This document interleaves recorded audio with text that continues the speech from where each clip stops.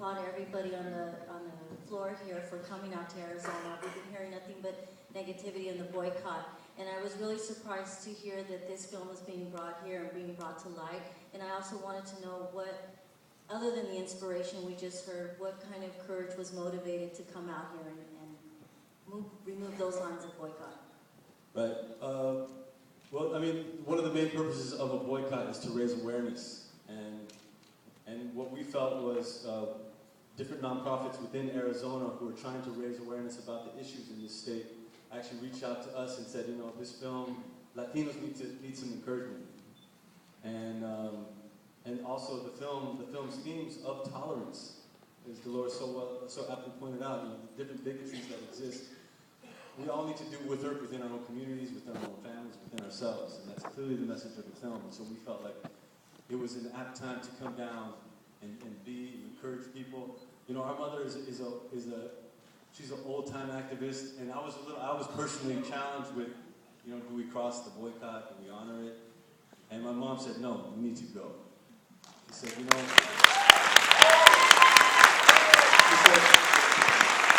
those are our people.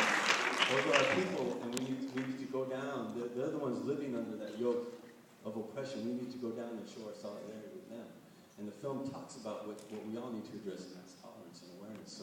So that's what really inspired us to come down and be here today. Sure. Hi, Cesar Chavez. I'm the executive producer of 9500liberty.com. And my question is very simple. Hey, and by the way, we're having an event next week at the state capitol screening for the legislatures. Woo! Benjamin Bratt, when will you run for governor?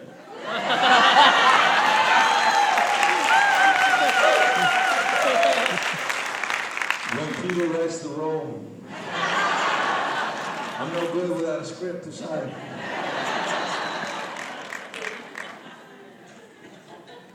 More questions, Sharon? I'm worried about time, that's all. They have another commitment. Ma'am, can you yell your question up there? That would be you, looking backwards. Yes, ma'am. Thank you to Benjamin and Peter for coming out here and raising awareness and for supporting our community. We need all the help we can get. I guess the question I have is, where's George Lopez? He's running for governor.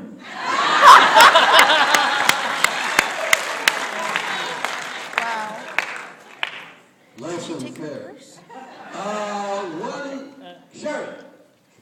Okay, I'm gonna be a little nervous. My name is Maria Anaya. I'm Mexican, Navajo, and San Domingo and Pueblo. One of the words that you guys said in the movie kind of popped in my head. You said crossing over. I know being Mexican, biracial by myself, excuse me. Do you have any future? Do you have any suggestions for the future generations about dealing with changes with our communities, even with the Latinos? I know given our historical context, we have a hard time adapting to changes. Do you have any words of encouragement because of that? Now who's running for governor? Yeah. I think I understood the question is, what words of encouragement do we have for young people who are facing a world that is ever changing? Right. I mean, I'm a father, and I have, you know, dozens and dozens of nieces and nephews who are all coming up, and so I can really only share what I encourage them. And for us, our mother gave us a foundation. The foundation was to be good and take care of one another within the family. But one of the things that she inculcated from a very young age is faith, spiritual path. And she said, you know, I'm not going to be there for you every step of the way, and you're going to have to depend on a higher power. And so she said early on, you need to learn how to communicate to that higher power, because that's going to be your strength. And I think that's what we try to teach our children. And what goes hand in hand with that is the culture that is married with that spiritual faith. You know, as Native people or as Chicanos, you saw it in the Aztec dance scenes, it's a great source of strength for our people. And in this story, it's where our character finds that redemptive power to finally let go what he needs to let go. And there's a great message in that. So we need to hold on to those. I know there's a law here in the state where they don't want us to learn or educate our young children about who they come from, the deep cultures that have been around for centuries.